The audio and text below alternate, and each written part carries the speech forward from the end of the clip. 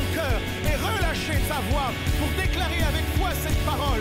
Il pourvoira à tous tes besoins selon sa richesse. Alors crie-le de toutes tes forces maintenant.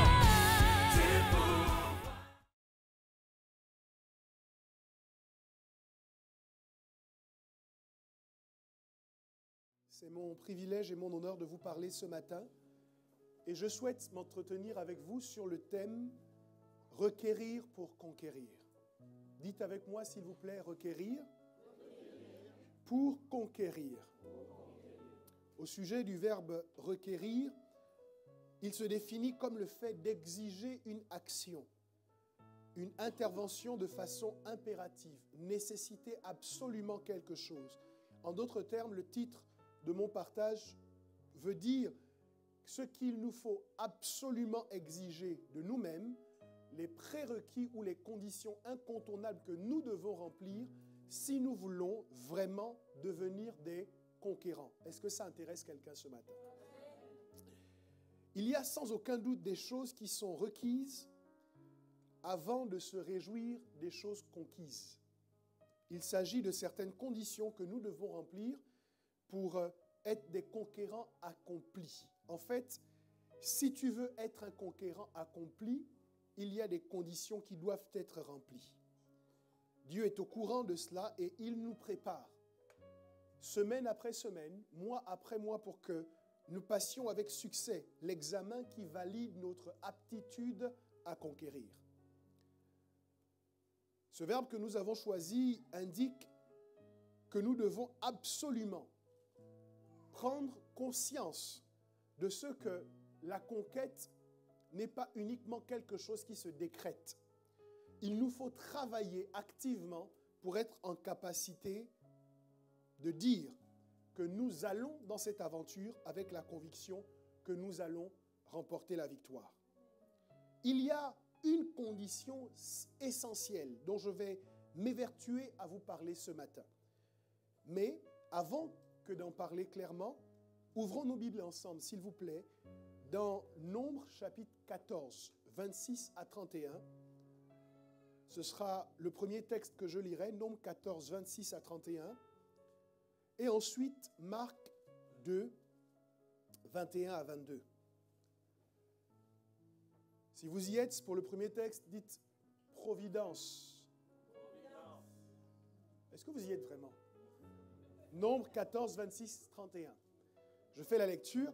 « L'Éternel parla à Moïse et à Aaron et dit, « Jusqu'à quand laisserai-je cette méchante assemblée murmurer contre moi? J'ai entendu les murmures des enfants d'Israël qui murmuraient contre moi. Dis-leur, je suis vivant, dit l'Éternel. Je vous ferai ainsi que vous avez parlé à mes oreilles. » Est-ce que quelqu'un peut dire avec moi, je vous ferai ainsi que vous avez parlé à mes oreilles. En d'autres termes, je vous exaucerai. Je comprends que quand Dieu nous exauce, ce n'est pas uniquement un exaucement aux bonnes paroles que nous déclarons, mais qu'il entend aussi les mauvaises choses que nous affirmons. Je ne sais pas, mais peut-être qu'il vous est déjà arrivé d'être dans le creux de la vague et parce que vous êtes découragé, parce que vous êtes frustré, vous vous surprenez à dire des choses mauvaises en disant « je n'y arriverai pas ». De toute façon, ça ne marchera pas. Ça sert à quoi d'essayer? Le résultat sera le même. Je voudrais vous dire que de la même façon que Dieu vous écoute quand vous dites « Seigneur, je t'aime et j'ai besoin que tu m'aides », de la même manière, Dieu vous écoute aussi quand vous faites des déclarations à l'emporte-pièce à votre encontre. Et Dieu est capable de vous exaucer pour le bien, d'ailleurs c'est ce qu'il préfère. Mais lorsque nous parlons en mal de nous, Dieu est aussi tenu de faire ce que nous lui disons. C'est pourquoi nous devons veiller à ce qui sort de notre bouche, car par tes paroles tu seras justifié et par tes paroles tu seras condamné. Donc lorsque vous êtes dans le creux de la vague, mes amis, un conseil, taisez-vous. Ne prenez pas le risque de dire de toute façon ça ne marchera pas. Parce que Dieu vous écoute, et si Dieu vous écoute, il n'est pas le seul esprit à prêter l'oreille au son de votre voix. Il y a des esprits méchants dont le seul objectif est de saisir une déclaration que vous aurez faite pour s'évertuer à la rendre matérielle et présenter devant Dieu un argument pour dire « je l'ai fait » parce que c'est ce qu'il a déclaré. Vous êtes en colère contre quelqu'un qui est votre proche, que vous aimez, et vous allez vous surprendre à dire de mauvaises choses à son encontre. C'est dangereux parce que l'oreille de Dieu est là aussi. Nous devons faire attention à ce que nous disons. En tout cas, dans ce texte, Dieu dit aux Israélites « Je vous ferai ainsi que vous avez parlé à mes oreilles. » Qu'est-ce que ça signifie? Je continue la lecture. « Vos cadavres tomberont dans le désert. » Donc, ils ont déclaré « Nos cadavres tomberont dans le désert. » Il dit « Vous tous, dont on a fait le dénombrement en vous comptant depuis l'âge de 20 ans et au-dessus, et qui avez murmuré contre moi, vous n'entrerez point dans le pays que j'avais juré de vous faire habiter. Et vos petits-enfants, dont vous avez dit, ils deviendront une proie, je les y ferai entrer, et ils connaîtront le pays que vous avez dédaigné. Quelqu'un dit avec moi, ils connaîtront le pays que vous avez dédaigné. Cette dernière phrase signifie donc que les personnes auxquelles Dieu s'adresse ne connaissaient pas le pays dont ils avaient pourtant établi que c'était un pays dangereux pour eux. Je vais y revenir. Marc chapitre 2, versets 21 à 22. Personne ne coud une pièce de drap neuf à un vieil habit. Autrement, la pièce de drap neuf emporterait une partie du vieux, et la déchirure serait pire. Et personne ne met du vin nouveau dans de vieilles outres, autrement, le vin fait rompre les outres et le vin, et les outres sont perdues. Mais il faut mettre le vin nouveau dans des outres neuves. Que quelqu'un dise gloire à Dieu.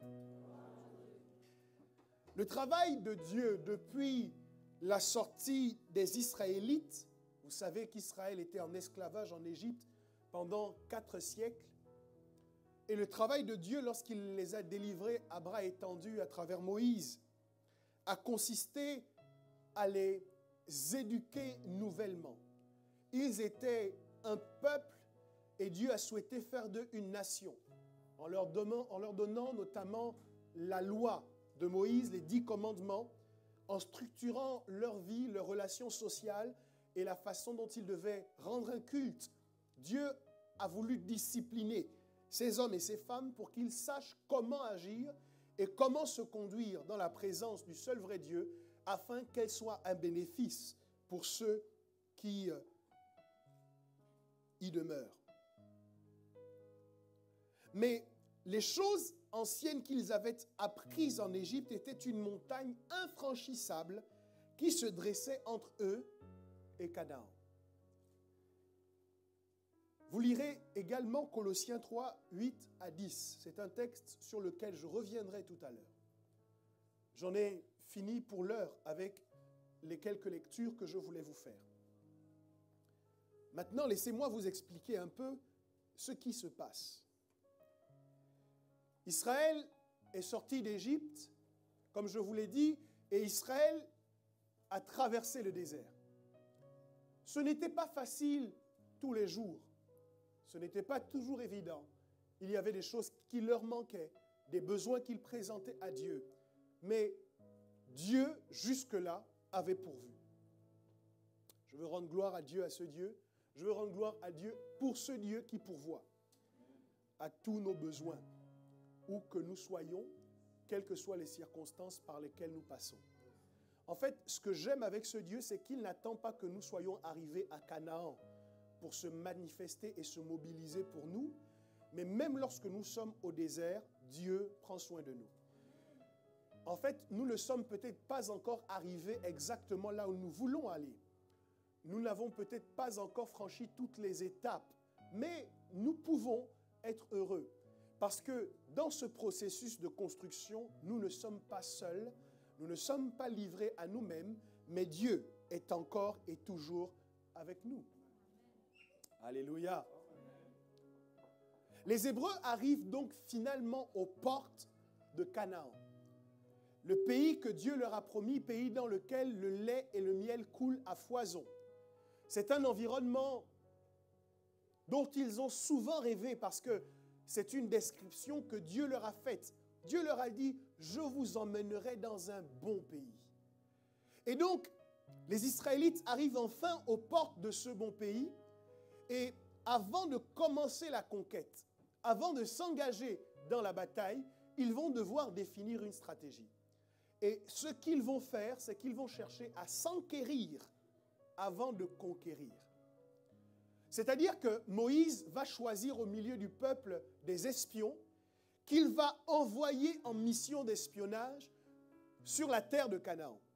L'objectif qu'il poursuit, c'est de voir quel est le type de pays, comment on peut faire pour y entrer, comment on peut faire, quelles sont les stratégies qu'on peut mettre en place pour réussir à s'en emparer.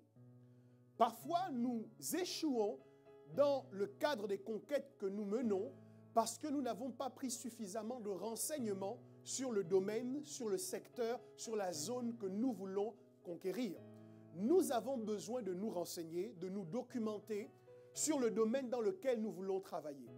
Quelle est la loi de l'offre? Quelle est la loi de la demande? Quel est le type de profil qu'on recherche le plus? Quelles sont les qualifications qu'il faut avoir pour s'investir et pour réussir dans tel domaine? Ce sont des notions et des renseignements que nous devons absolument rechercher pour pouvoir conquérir de façon efficace. Il faut s'enquérir avant de conquérir. Et donc, il y a beaucoup de gens, malheureusement, qui butent parce qu'ils n'ont pas les bonnes informations. Ce n'était pas ce que Moïse voulait voir en Israël. Et donc, il a choisi d'envoyer des hommes en mission comme en éclaireur pour aller voir exactement de quoi il en retournait. Et au retour de ces espions, chacun d'entre eux va faire un descriptif qui colle parfaitement à ce que Dieu a dit. Ils vont dire exactement comme Dieu, le pays dans lequel nous avons été est un bon pays. Ils vont certainement ramener des fruits, des denrées pour dire que c'est vraiment un pays de délices. Un pays dans lequel coule le lait et le miel. S'ils s'étaient arrêtés à cette description-là, l'histoire aurait été différente. Malheureusement, la majorité d'entre eux, ils étaient 12, donc 10 d'entre eux, ne vont pas s'arrêter à la description que Dieu avait faite de Canaan, mais ils vont dire en plus, en revanche, même si ce pays est un pays bon, c'est un pays dans lequel coule le lait et le miel, c'est aussi un pays dans lequel il y a des géants. Et c'est un pays qui dévore ses habitants. Et ils disent, nous étions comme des sauterelles aux yeux des hommes qui peuplent ce pays. Et en déclarant cela, ils vont causer la crainte, la frayeur dans le cœur de tout le peuple d'Israël. Seuls Josué et Caleb vont prendre le contre-pied de leur déclaration en disant « Ce pays est un bon pays et même s'il y a des géants, Dieu nous l'a donné, nous pouvons le prendre. » Mais l'assemblée n'écoutera pas les déclarations de Caleb et Josué et tout le monde va parler de les lapider et de lapider Moïse. Et c'est dans ce contexte-là que Dieu va prendre la parole en disant « Jusqu'à quand vais-je supporter cette méchante assemblée ?» Je veux vous faire remarquer préalablement que le peuple n'a pas murmuré et n'a pas critiqué Dieu. Mais le peuple a critiqué Moïse et Aaron. Et quand le peuple a critiqué Moïse et Aaron, Dieu s'est senti concerné par les critiques que le peuple faisait à l'endroit des leaders qu'il avait établis. Je veux vous expliquer qu'il arrive que Dieu fasse un peu de confusion avec ses serviteurs. Il arrive que Dieu se sente concerné au premier chef par ce qui concerne les personnes qu'il a choisies. Et donc, nous pouvons nous retrouver dans une situation où nous murmurons contre un homme. Mais en fait, nous sommes en train de murmurer contre Dieu parce que c'est Dieu qui a établi l'homme qui nous donne les instructions. Et il faut faire extrêmement attention à ce qui sort de notre bouche. Dans ces conditions, chaque fois que nous ouvrons notre bouche pour parler de quelqu'un qui est oint et qui est choisi par Dieu pour remplir une fonction sacerdotale, nous devons veiller à nos déclarations parce qu'il est possible que Dieu considère que ce que nous avons dit de son serviteur, c'est ce que nous avons dit de lui-même. Est-ce que tu peux dire de ma part à ton voisin, fais attention à ce que tu dis.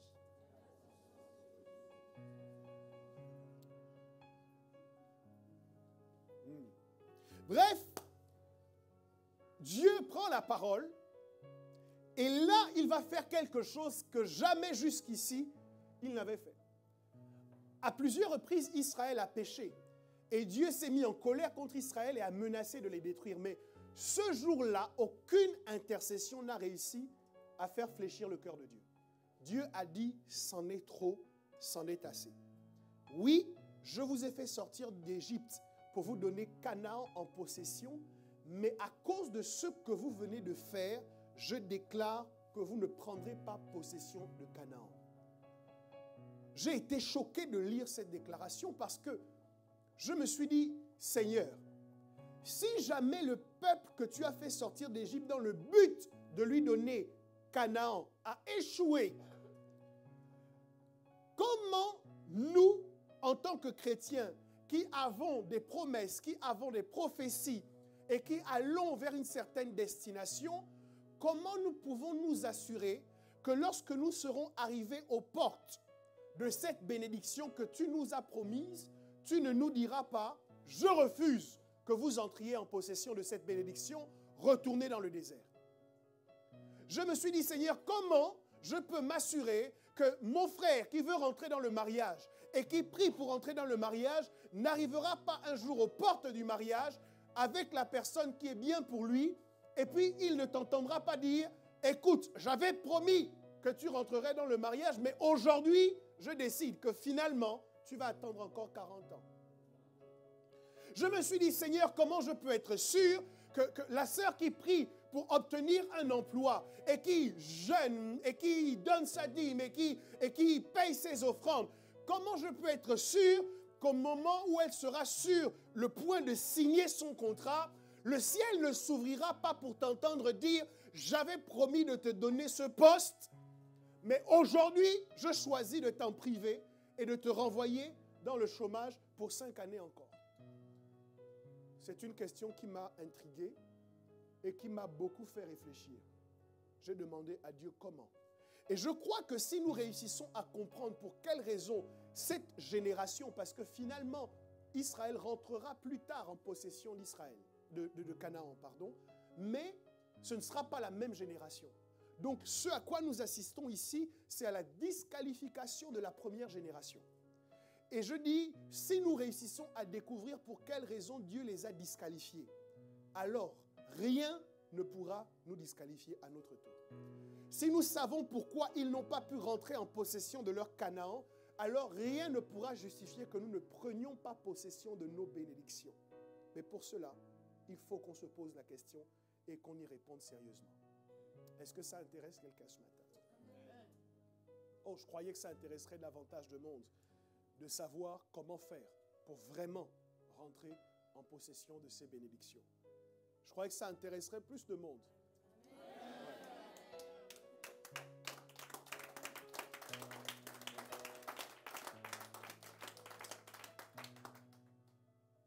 Requérir pour conquérir. Mais laissez-moi m'intéresser d'abord à ces espions qui sont allés sur la terre. Ils sont allés en Canaan et ils ont vu le pays et sont venus en faire un rapport mi-figue, mi-raisin. Un côté bon et un côté mauvais. Et je pense que vous avez déjà été confronté à ce type de personnage. Personnellement, lorsque j'ai dû venir en France pour poursuivre mes études supérieures, je me souviens qu'il y avait des gens qui m'avaient précédé en France et qui avaient un rapport à me faire au sujet de ce pays. Vous avez parfois des gens qui viennent de la destination que vous visez et qui tiennent un discours ou vous font un rapport au sujet de cette destination qui a tendance non pas à vous encourager, mais plutôt à vous démotiver. Les gens me disaient, la France, c'est le cimetière des hommes de Dieu. En France, il est impossible de rester chrétien, quel que soit ton niveau de spiritualité. En France, il y a tellement de démons. Le diable est tellement installé en France que tu ne peux pas imaginer que tu vas réussir à construire ta foi davantage pendant que tu seras dans ce pays. Mais je rends gloire à Dieu parce que c'est dans ce pays que j'ai fait encore plus d'expérience avec le Seigneur que là où j'étais avant. C'est dans ce pays que j'ai grandi encore plus dans le ministère qu'avant. Qu'est-ce que j'essaye de dire? Lorsque vous essayez de vous renseigner ou que vous allez dans une agence de voyage, le travail d'une agence de voyage, c'est de vous présenter des brochures avec des images idylliques de la destination que vous visez. Leur objectif, c'est de vous vendre le voyage. Ils vous disent donc que cette destination est merveilleuse. Il ne fait pas froid là-bas comme aujourd'hui ici. On n'a pas besoin de craindre la grippe et toutes les maladies qui viennent avec l'hiver. Parce que là-bas, il fait beau. Il y a des plages qui sont d'un bleu turquoise. Bleu ou vert? Bleu turquoise, bref. En tout cas, ils vous font un descriptif tellement merveilleux que vous avez l'impression qu'en achetant votre billet, vous allez au paradis. Direct. Première classe sans escale. Mais j'ai noté qu'à côté des agences de voyage, il y a des agents qui découragent. Et c'est à vous de faire le choix de qui vous allez écouter. Il y a une destination que Dieu vous a donnée, un objectif que vous voulez atteindre, un rêve que vous avez fait. Et pendant que vous pensez à ce rêve, curieusement, il y a toujours des gens qui viennent vous dire « Tu ne devrais pas aller dans cette direction parce que le pays dans lequel tu veux aller est un pays qui dévore ses habitants. Tu ne devrais pas commencer ton entreprise parce que le milieu de l'entreprise dans ce secteur est surchargé. Il n'y a plus assez de biens, il n'y a plus assez de ressources à gagner, il n'y a plus assez d'argent à se faire. Il y a des agents dont le travail est de vous décourager. Mais je dis qu'au nom de Jésus, ce n'est pas sur la base des statistiques que vous déterminez votre destination et vos chances de réussir, mais c'est sur la base de la promesse que Dieu vous a faite. Dieu vous a dit d'y aller, alors allez-y. Je crois qu'il y a un filtre que nous devons mettre pour déterminer qui nous écoutons et qui nous n'écoutons pas. Il faut vérifier si le langage qui est tenu est le langage de la foi. Quelqu'un qui n'a pas ta foi ne peut pas te renseigner sur ce que tu peux faire ou sur ce que tu ne peux pas faire. Parce que sans la foi, il y a des choses qu'on ne peut pas faire. La Bible nous enseigne que la foi est une démonstration des choses qu'on espère. En fait, c'est une ferme assurance. Écoutez, quelqu'un peut ne pas comprendre exactement pourquoi vous allez dans cette direction. Parce que toutes les données mathématiques et scientifiques vous disent de ne pas y aller. Mais au fond de vous, vous savez qu'il faut que vous y alliez. Et vous savez qu'il y a une promesse qui vous porte. Vous savez qu'il y a une parole qui vous porte. Et je veux vous dire ce matin de faire davantage confiance à cette parole que vous avez entendue, à cette conviction qui est née dans votre cœur, plutôt qu'aux agents qui découragent. Il te dit que tu ne peux pas y arriver. Dis-lui au nom de Jésus, j'y arriverai. Tout Israël était là pour témoigner que David ne pouvait pas battre Goliath. Mais David avait une foi que les autres n'avaient pas. Il a dit, j'irai et je terrasserai le Philistin. Il doit y avoir une foi surnaturelle qui nous envahit, qui nous environne. Parce que nous sommes arrivés à un point où les choses que nous devons faire, nous ne pouvons pas les faire si nous n'avons pas la foi.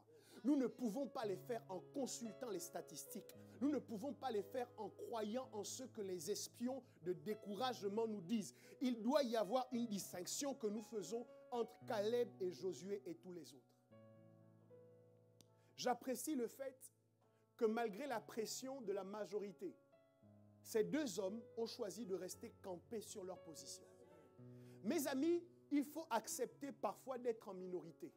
Et le fait d'être en minorité ne signifie pas que vous avez nécessairement tort. Peut-être que personne ne vous écoute. Peut-être que personne ne vous croit. Est-ce que je parle à quelqu'un ce matin?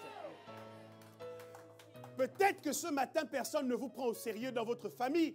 Peut-être qu'au sein de votre entreprise, on ne considère pas ce que vous avez à dire. Mais vous n'avez aucune obligation de vous aligner à ce qui est une abomination. Même si on ne vous donne pas raison aujourd'hui, on vous donnera raison demain. Parce que le temps travaille toujours en accord avec ce qui marche par la foi. Josué et Caleb ont dit, il y en a 10 contre nous. Mais nous continuerons à dire ce que Dieu dit. Ils ont choisi, ces Israélites, de croire davantage dans les déclarations des espions plutôt que dans les déclarations de Dieu, donnant l'impression qu'ils pouvaient en savoir plus sur ce pays que Dieu lui-même, qui les y avait envoyés.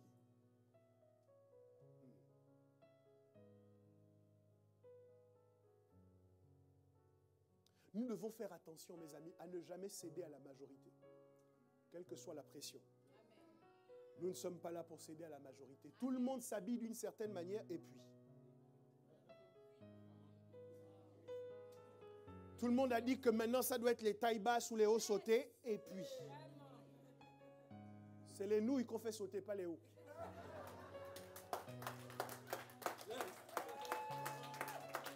On t'a expliqué que si tu ne t'habilles pas comme ça, tu n'es pas à la mode, accepte d'être démodé. Et au moins tu iras au ciel.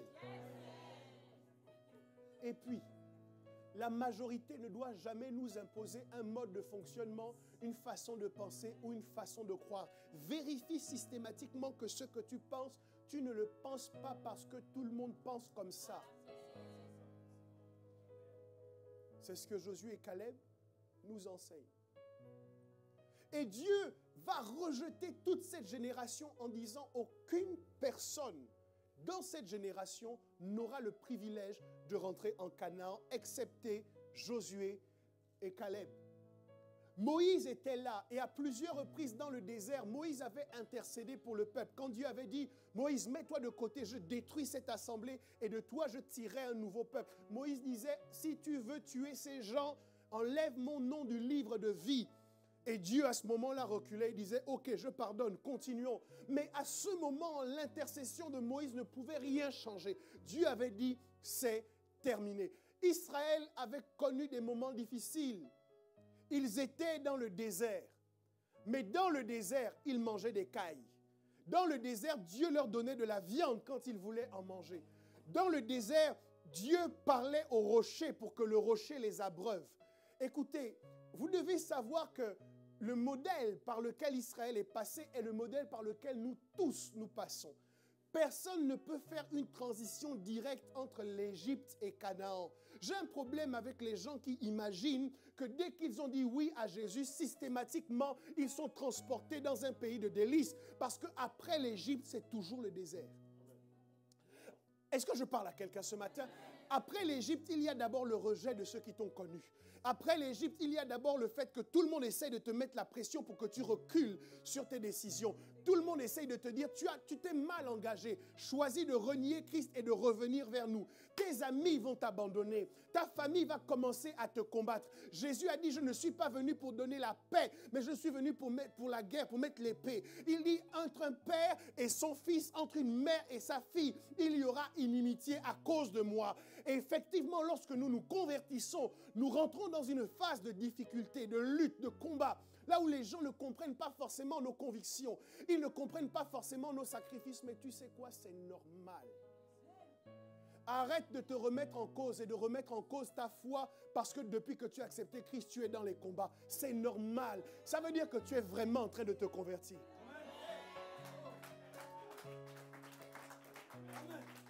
Si tu t'es converti, tu as accepté Jésus et tu n'es jamais passé par le désert, je m'inquiète de ton niveau de conversion. Parce que ça veut dire que le jour là où les choses deviendront difficiles, tu abandonneras ce Jésus et tu repartiras aussi sec en Égypte. Les Israélites ont connu la galère, ils ont connu la souffrance, la chaleur, ils ont connu le froid. Mais même dans ce désert, Dieu prenait soin d'eux. Et je vais vous surprendre, la Bible dit que Dieu leur donnait de la manne. Et ça veut dire, et la manne était particulière. On nous en fait une description, on dit que c'était comme des graines de coriandre. Lorsque les Israélites prenaient la manne, ils la préparaient d'une certaine manière. Je crois que Nombre 11 au verset 8 nous donne un descriptif. La Bible nous dit dans ce texte qu'ils prenaient la manne, ils la faisait passer, il la broyait à la meule, il la faisait cuire et ils en faisaient un gâteau. Ça avait comme la forme d'un gâteau à l'huile. Je suis en train de dire à quelqu'un, dans le désert, là où tout le monde galère, Dieu te permettra de manger un dessert.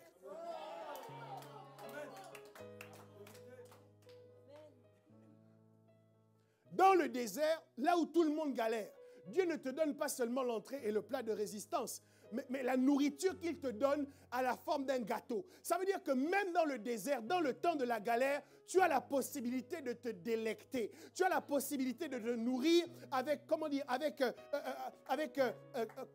comment on appelle ça? Avec sophistication.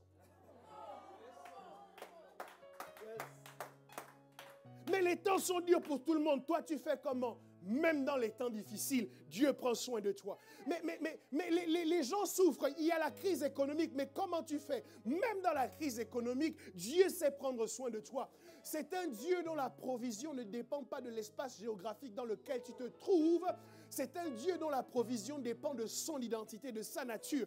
Et puisqu'il ne change pas, il est en capacité de faire que toi non plus, ton régime alimentaire ne change pas. Tu étais habitué à manger d'une certaine manière, il s'organise pour que tu continues à manger avec délectation. Ma Bible m'enseigne qu'au moment de la famine, Élie, qui était responsable de la famine, il était allé confronter Akab, il avait dit, il ne pleuvra plus dans ce pays si ce n'est au son de ma voix. Et pendant 3 ans, le ciel s'était fermé, plus aucune pluie. C'était de sa faute. C'était de sa faute. Mais quand il a fini de dire ça, Dieu lui a dit, Élie, va au torrent, à un endroit spécifique, parce qu'à cet endroit, j'ai ordonné aux corbeaux de te nourrir. Il était responsable de la famine. Il était responsable de la faillite. Tu peux être responsable, mais Dieu ne va pas te corriger et te punir. Dans ces circonstances-là, il va s'organiser pour que tu continues à manger et que tu continues à te nourrir. Je vais vous surprendre. La déclaration d'Élie était intelligente. Parce que s'il n'avait pas été malin, il aurait pu mourir lui-même de la famine. Mais il a veillé à insérer dans sa déclaration, il n'y aura pas de pluie si ce n'est au son de ma voix. Dieu était en face d'un dilemme. Parce que si jamais il laissait Élie mourir, il aurait fallu ressusciter Élie, puisque la pluie ne pouvait pas tomber si Élie n'avait pas parlé. Donc Dieu ne pouvait pas abandonner Élie. Il a dit, bon mon gars, tu as quand même dit quelque chose de grave. Viens, je vais te montrer un endroit là où tu vas manger. Hé, les corbeaux là, allez le nourrir. Vous ne mangez pas vous-même, mais vous le nourrissez lui parce qu'il doit rester en vie. À un moment donné, puisqu'il n'y a pas de pluie, le torrent a fini par sécher. Dieu a dit, j'ai ordonné à une veuve de te nourrir. Dieu s'est organisé pour que pendant la famine, Élie puisse manger à sa faim. Et c'est ce qui va t'arriver au nom de Jésus. Ce que j'essaye de te dire, c'est que tu n'as pas besoin de passer un pacte avec qui que ce soit. Tu n'as pas besoin.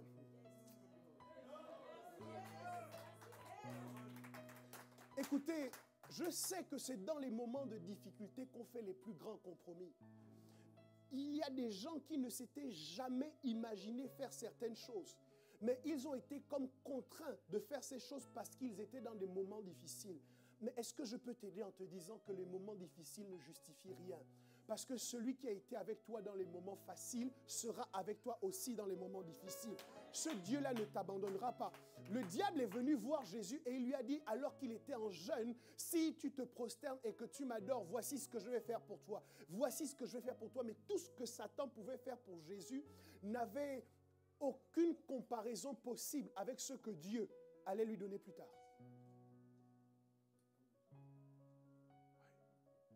Même dans les moments difficiles, il faut que tu restes stable. Il faut que tu restes ferme. Quelqu'un dit avec moi, je reste ferme. Je reste ferme. Je reste ferme. Dans le nom de Jésus. Écoutez, la problématique qui a été celle des Israélites, c'est qu'ils ont eu accès à une information qui était plutôt le résultat d'une déformation. Et parfois, la conquête peut être freinée ou stoppée parce qu'il y a quelque chose que nous pensons savoir, mais en fait, que nous savons mal. Je parle de ce type de connaissance qui produit une défaillance. Les Israélites, jusque-là, savaient que la terre promise était un pays où coule le lait et le miel.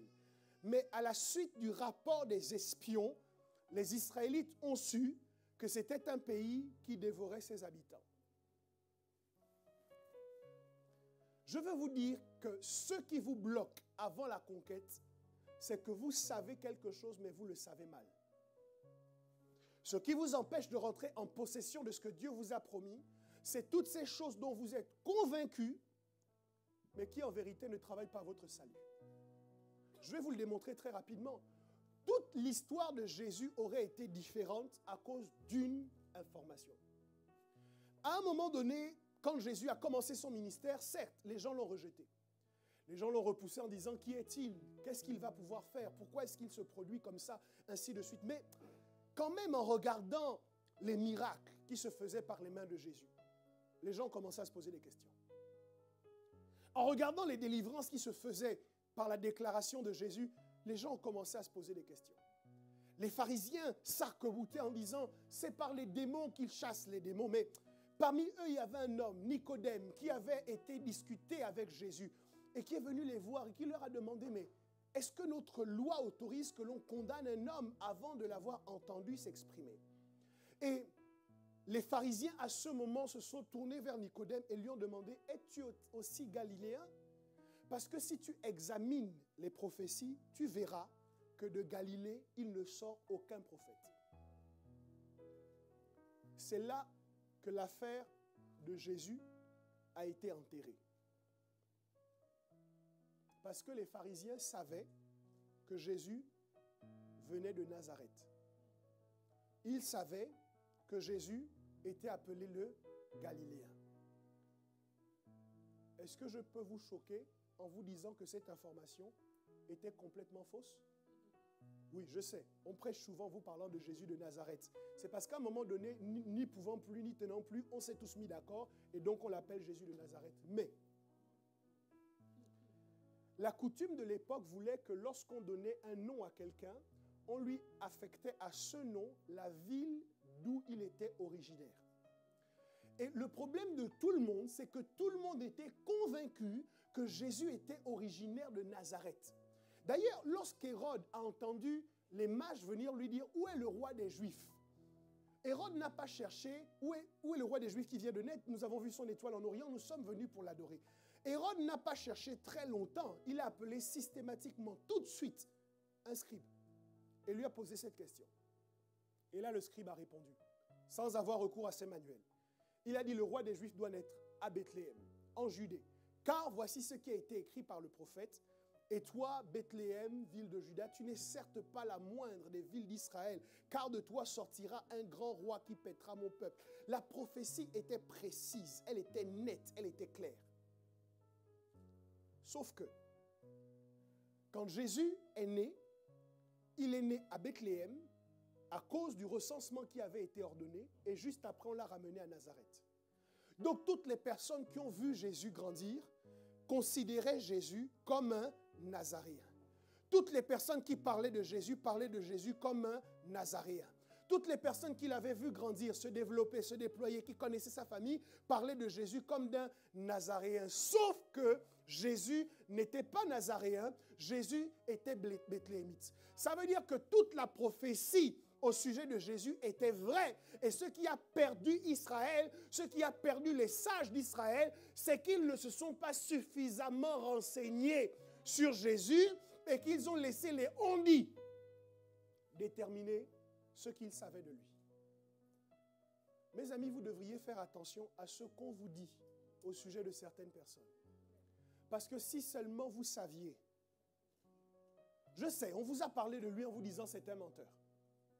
On vous a parlé en disant de lui c'est un voleur. On vous a parlé de lui en disant c'est un tricheur. Mais est-il possible que la personne qui vous a renseigné sur lui soit un espion qui s'est trompé de rapport? Est-il possible que la personne qui vous a parlé d'elle soit en fait quelqu'un qui ne la connaît pas vraiment?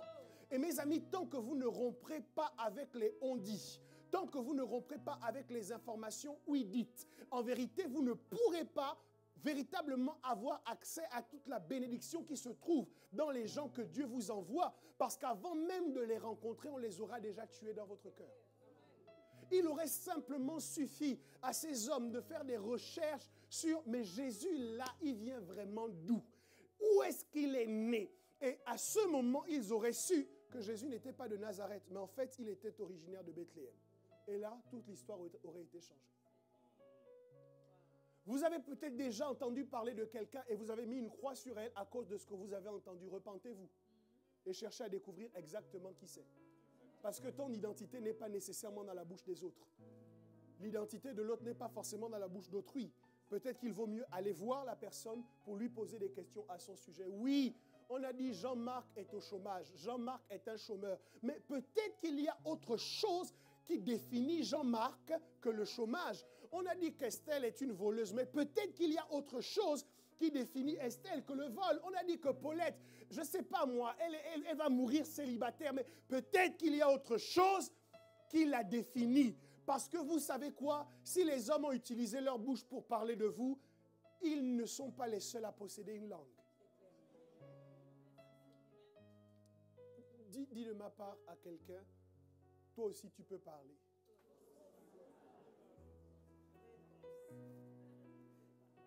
Certains d'entre vous, on vous a bloqué parce qu'on a écrit des rapports à votre sujet, mais les stylos s'achètent encore.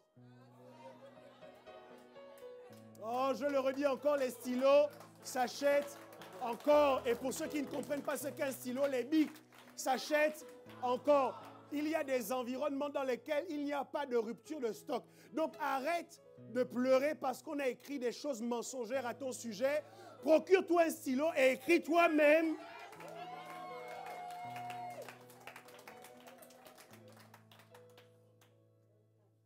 Les stylos s'achètent encore. Donc tu peux arrêter de te plaindre, tu peux arrêter de te complaindre, tu peux arrêter de dire que c'est fini, ma vie est terminée, il n'aurait jamais dû dire ça sur moi. C'est pas grave. Les stylos s'achètent encore. Ils ont dit quelque chose de mal sur toi, mais dis du bien sur toi. Oh, on a dit que non, tu n'y arriveras pas, tu dis j'y arriverai. À mes résolutions répondra le succès. Non, je ne mourrai pas, je vivrai et je raconterai les œuvres de l'Éternel.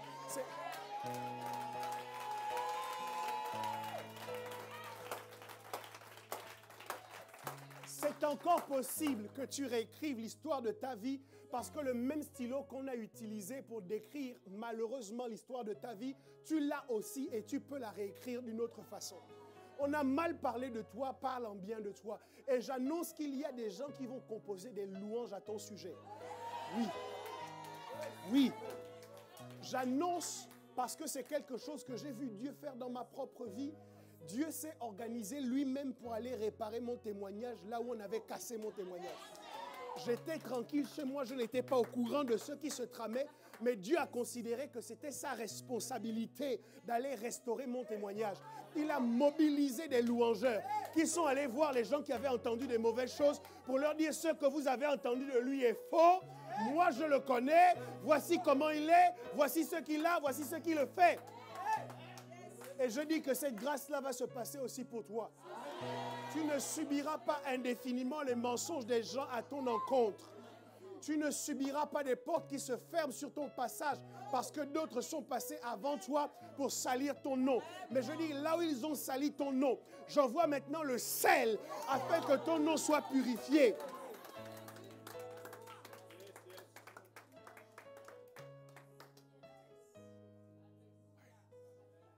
Est-ce que je parle à quelqu'un aujourd'hui?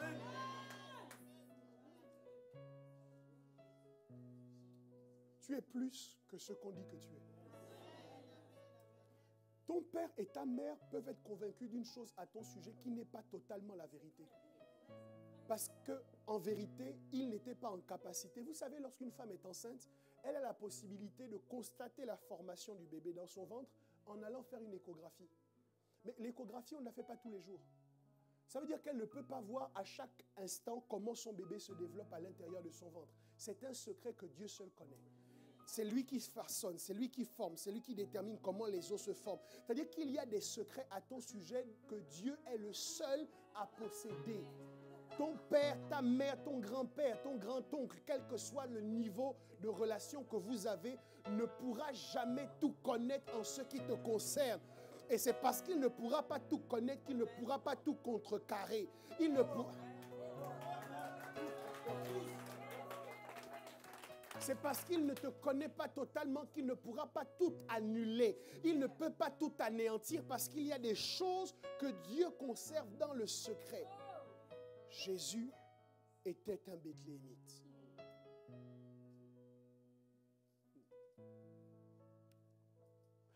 Les Israélites étaient donc convaincus que bien que ce pays regorgeait de lait et de miel, c'était aussi un pays qui dévorait ses habitants. Et à cause de cette connaissance, ils ont commencé à murmurer, à douter de Dieu. Et Dieu leur a dit, vous n'entrerez pas dans ce pays. Mes amis, si jamais Dieu n'avait fait que cette déclaration, j'aurais pu vous dire que la raison pour laquelle cette génération-là a échoué, c'est à cause de ce qu'elle savait. Mais ce qui me surprend, c'est que dans cette déclaration, Dieu va dire autre chose. Vos petits-enfants, eux, rentreront dans le pays. Qu'est-ce qui fait la différence entre la première génération qui a été disqualifiée et la seconde génération qui, elle, a pu entrer? Dieu va donner un critère précis. Il va dire toutes les personnes qui ont 20 ans et au-dessus ne rentreront pas. Qui a 20 ans ici? Qui a plus de 20 ans?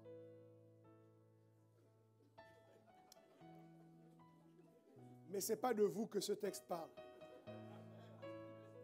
Parce qu'il y a quelque chose que Dieu veut nous enseigner. Je sais qu'il y en a qui regrettent déjà leurs 18 ans, mais je vais t'aider. Il y a quelque chose que Dieu veut nous enseigner.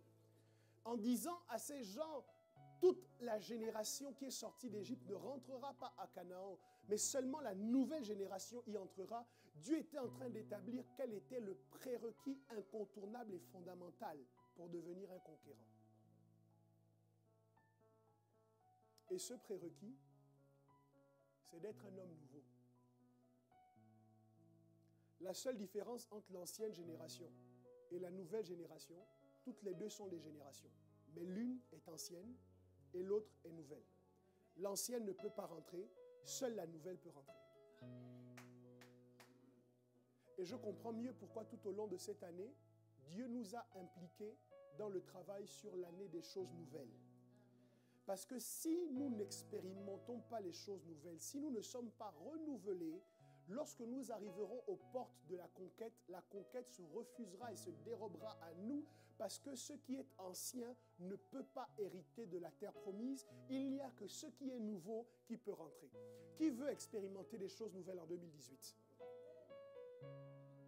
Sauf que Jésus dit, personne ne coud une pièce de drap ancienne sur du drap neuf. Ça veut dire que puisque 2018 est nouvelle, pour que nous puissions prendre possession de 2018, nous aussi, nous devons être nouveaux.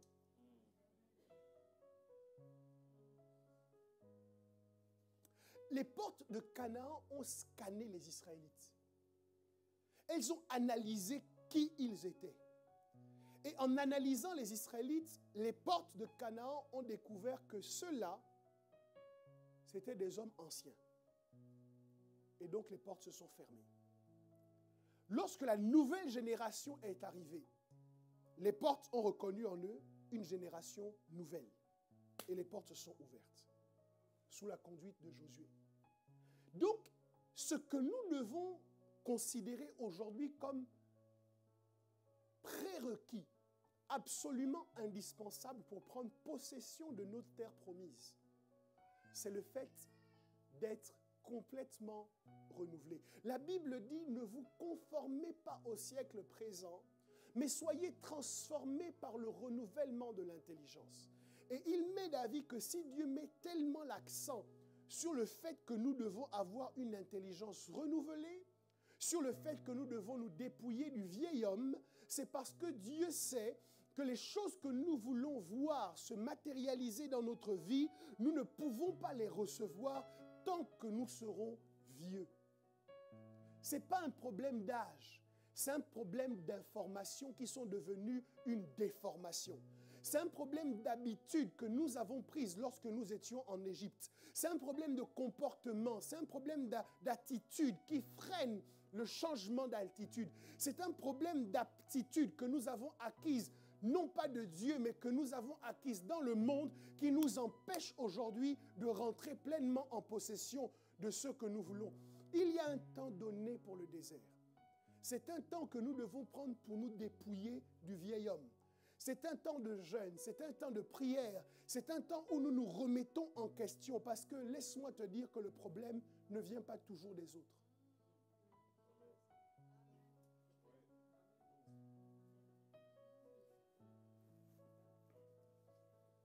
Ce qu'il faut pour entrer en Canaan, c'est devenir un homme nouveau.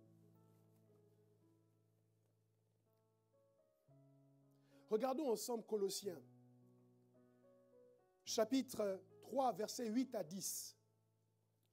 Qu'est-ce que c'est qu'être un homme nouveau par opposition à l'homme ancien? La Bible dit, mais maintenant, renoncez à toutes ces choses et à la colère, dites avec moi à la colère, à l'animosité, à la méchanceté, à la calomnie, aux paroles déshonnêtes qui pourraient sortir de votre bouche. Je continue, ne mentez pas les uns aux autres, vous étant dépouillés du vieil homme et de ses œuvres, et ayant revêtu l'homme nouveau qui se renouvelle dans la connaissance selon l'image de celui qui l'a créé. La définition du verbe renoncer, parce que c'est le verbe actif dans cette phrase. Dieu nous recommande de renoncer à toutes ces choses. Renoncer signifie se désister du droit qu'on a sur quelque chose, se désister du droit qu'on a de faire quelque chose et de ne pas vouloir l'accepter. En d'autres termes, ce que la Bible nous dit, c'est qu'il n'y a aucun exploit dans le fait de pouvoir laisser la colère prendre la place dans notre cœur.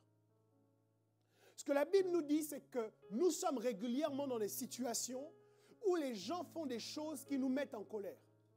Et du point de vue des hommes autour de nous, à cause de ces actions-là, nous avons le droit de nous mettre en colère. Nous aurions raison de nous mettre en colère. Et la Bible dit, c'est vrai que tu as le droit de te mettre en colère, mais renonce. Renonce, ça veut dire se désister du droit que j'ai de faire quelque chose. J'ai le droit de me mettre en colère contre mon frère. J'ai le droit de me mettre en colère contre ma sœur. Les choses qu'il ou elle m'a faites sont tellement graves que si je l'emmenais devant n'importe quel tribunal, on me donnerait raison. Dieu dit, c'est vrai, mais renonce. Désiste-toi du droit que tu as de te mettre en colère. Désiste-toi de la possibilité que tu as de te mettre en colère. Est-ce que je parle à quelqu'un ce matin? Il dit renonce au fait de te mettre en colère. Renonce à l'animosité. Qu'est-ce que l'animosité? L'animosité est un sentiment d'hostilité à l'égard de quelqu'un. Un sentiment qui pousse à lui vouloir du mal, à lui faire du tort. C'est de la violence, une agressivité qui se manifeste dans l'attitude, dans les propos et qui traduit des dispositions malveillantes. Quelqu'un m'a fait du mal et je peux désirer dans mon cœur lui rendre ce mal. Dieu me dit, renonce. Écoute, le débat est ailleurs. Le débat, ce n'est plus est-ce que tu as raison. Le débat, ce n'est plus est-ce que c'était grave, est-ce que c'était mauvais ou est-ce que la personne a des circonstances atténuantes ou aggravantes.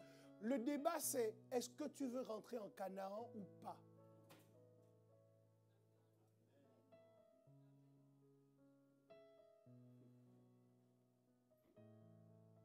Curieusement, la description qui est faite ici du vieil homme possède des caractéristiques qui ressemblent à celles que Dieu va faire lui-même de cette génération qu'il va rejeter aux portes de Canaan. Après l'animosité, le texte nous dit que nous devons renoncer à autre chose, à la méchanceté. Et Dieu a dit, jusqu'à quand supporterai-je cette assemblée méchante? Ça, ce sont les traits de caractère du vieil homme. Et c'est quelque chose qu'Israël, cette génération qui a été rejetée, avait à l'intérieur d'elle. La calomnie, à la place de calomnie, vous pourriez mettre murmure. Les paroles déshonnêtes, le mensonge. La Bible nous recommande que toutes ces choses-là, même si nous pensons avoir le droit de les pratiquer, nous devrions y renoncer.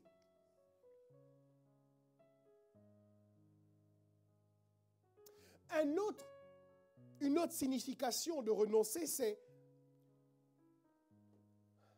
cesser d'envisager cette action comme une possibilité. Ça veut dire que j'ai la possibilité, je n'ai pas besoin d'un master pour savoir comment je me mets en colère. Tout le monde n'a pas besoin d'aller à l'école pour savoir comment être en colère, comment avoir de l'animosité pour quelqu'un dans son cœur. C'est naturel. Mais la Bible nous enseigne à rayer ces comportements de notre champ des possibles. Pour quelle raison? Parce que tant que nous les avons à l'intérieur de nous, il y a le vieil homme que nous chérissons, le vieil homme que nous nourrissons, et nous pouvons vivre avec lui dans le désert autant de temps que nous le voulons, mais chaque fois que nous voudrons entrer en Canaan, les portes vont nous scanner. Et Canaan va nous dire, on ne rentre pas ici avec ça. Je suis en train de dire à quelqu'un qu'il est possible que vous ayez prié longtemps pour signer un contrat et qu'au moment où vous arrivez devant ce recruteur pour signer le contrat, tout se passe bien selon vous. Mais à cause de la paresse qui est le résultat du vieil homme à l'intérieur de vous, le recruteur choisit de mettre votre dossier de côté. Simplement parce qu'il y a quelque chose du vieil homme qui est resté à l'intérieur de vous et qui vous pénalise au moment où vous devez rentrer dans votre bénédiction. Vous devez rentrer en mariage, mais il y a un caractère acariâtre, un comportement méchant, colérique, querelleur, qu'il y a à l'intérieur de vous et que vous n'avez jamais accepté de traiter. Vous n'avez jamais décidé au plus profond de vous d'y renoncer. Quel que soit le prétendant, quel que soit son amour, à un moment donné ou à un autre, les portes de la bénédiction vont se fermer parce qu'on ne rentre pas dans le mariage avec ce genre de cœur-là. Vous comprenez pourquoi il y a des gens qui peuvent passer beaucoup de temps dans le désert et systématiquement, dès qu'ils arrivent au moment là où ils peuvent rentrer dans la bénédiction, on ne sait pas pourquoi, mais quelque chose se produit qui les renvoie dans le désert illico presto. Dieu leur dit, je te renvoie dans un temps de stage, dans un temps d'apprentissage, dans un temps de galère. Pourquoi? Parce que quand tu es occupé à boire le lait et le miel, tu ne te remets plus en cause, tu ne réfléchis plus à comment t'améliorer. Par contre, quand les temps sont difficiles, généralement tu demandes à Dieu, Seigneur, qu'est-ce que j'ai fait pour être dans cette situation? Tu comprends pourquoi des fois Dieu te renvoie dans les temps de galère. Le seul moyen de s'en sortir victorieusement, ce n'est pas de se mettre en colère contre celui qui est à ta gauche, qui réussit à te dire les choses qui te mettent en colère. C'est de chercher au fond de toi le vieil homme qui a réussi, on ne sait par quel miracle, à ouvrir le cercueil dans lequel on l'avait enfermé, à enlever la terre que tu avais mise par-dessus et à ressortir pour dire maintenant, je reprends les commandes. C'est lui ton adversaire, c'est lui ton ennemi. Tu n'as pas de géant à craindre. Tu dois craindre le vieil homme qui est à l'intérieur de toi. Tu n'as pas de Goliath à craindre parce que Goliath tombera simplement avec une seule pierre. Si et seulement si tu as tué le vieil homme à l'intérieur de toi. L'une des spécificités de David, lorsqu'il a vaincu Goliath, c'était que c'était le plus jeune à pouvoir se battre. Parce qu'il était trop jeune, on ne l'avait pas inclus dans l'armée qui allait affronter les Philistins. Il y avait la vieille génération et il y avait une nouvelle génération. Tu n'as pas de Goliath à craindre si tu acceptes que le vieil homme meure à l'intérieur de toi. Pourquoi je vous en parle? Parce que ce que Dieu m'a dit, c'est que nous sommes aux portes de la conquête. Nous sommes aux portes de nos bénédictions. Mais le seul moyen pour nous de ne pas nous voir refuser l'accès à ces bénédictions que nous désirons tellement, c'est de nous remettre en question.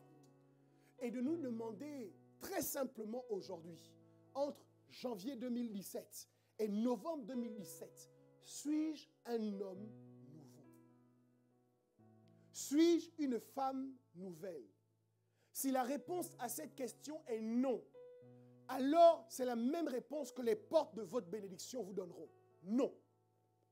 Et vous avez la possibilité aujourd'hui de vous remettre en cause et dire, je ne peux pas aller en 2018 avec ce trait de caractère-là. Écoute, ça ne suffit pas d'avoir dit « j'ai décidé de n'avoir de problème avec personne » il y a 3 mois. Il faut que tu renouvelles ton engagement quotidiennement. Chaque soir, tu dois refaire un bilan pour dire « est-ce que je n'ai pas posé un acte qui peut me mettre en problème avec quelqu'un? Est-ce que je n'ai pas fait quelque chose de répréhensible? Comment je peux arranger cela ?» C'est valable dans la vie professionnelle, c'est valable dans le relationnel, c'est valable dans le ministère. Vous avez des gens qui spirituellement sont bénis et oints. Ils ont tellement de dons spirituels, mais il y a des dimensions dans le ministère qu'ils n'atteindront jamais Parce que chaque fois qu'ils voudront rentrer dans l'ascenseur, l'ascenseur leur demandera une carte spéciale. C'est la carte du caractère. Et ça, trop de gens en manquent. Ce n'est pas pour rien qu'il y a 9 dons spirituels et en même temps 9 fruits de l'esprit. 9 composantes du fruit de l'esprit. Parce que pour équilibrer les dons spirituels, il faut les composantes du fruit de l'esprit. Il n'y a pas l'un sans l'autre. Il n'y a pas la puissance sans l'amour. Il n'y a pas l'autorité sans le respect des autorités. C'est impossible. Il y en a 9. Et tout le monde aujourd'hui est passionné par les dons spirituels. Je veux la parole de connaissance. Je veux la vision. Je veux la foi. Je veux le miracle. Mais quand on regarde ton caractère, c'est un cataclysme, une hécatombe, un tohu-bohu. Tu n'as pas besoin de plus de puissance. Tu as besoin de tuer le vieil homme. Parce que ce gars-là, c'est un dangereux.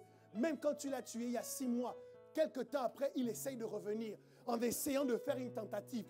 C'est comme un ex qui n'a jamais accepté que tu aies rompu avec lui.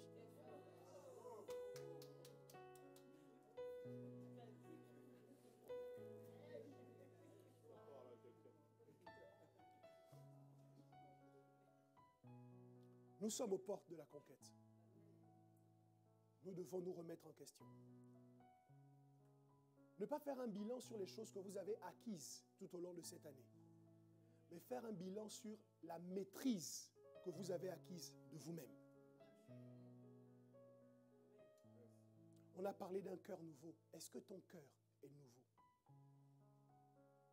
En début d'année, on a parlé d'un esprit nouveau. Est-ce que l'esprit dans lequel nous avançons est un esprit nouveau? On a parlé d'un manteau nouveau. Avons-nous choisi de nous départir du manteau ancien pour revêtir un manteau nouveau? La Bible dit « renonce ». Je ne suis pas là pour te forcer la main, parce que finalement, tout ce que je ne ferai pas avec toi, je le ferai contre toi. Je suis là pour te dire que c'est entre tes mains et c'est ton droit de dire « j'exerce la colère » ou « j'abandonne la colère ». Parce que de toute façon, lorsque tu devras rentrer en possession de Canaan, Canaan ne se laisse pas posséder par le vieil homme. Il n'y a que la nouvelle génération qui peut rentrer en Canaan. Providence, Providence, une fois d'avant. Providence, Providence,